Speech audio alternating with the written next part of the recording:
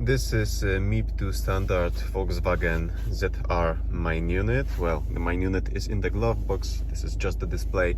But let me show you how to force reboot the system if for some reason you have to do this.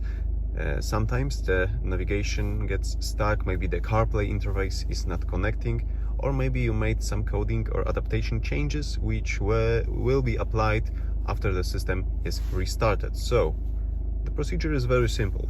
Just press and hold on the volume knob over here on the left side of the display. Keep it this way for about 10 seconds while watching the display, and after 10 seconds you will see that you have the welcome logo over here. You can hear the CD drive in the glove box moving. This means that the unit was just rebooted and it will load once again, fresh start. And right now we have access to the radio, for example. We can listen to the radio, but not all menus will be available right now since system is just loading. For example, navigation, well, it's not available over here.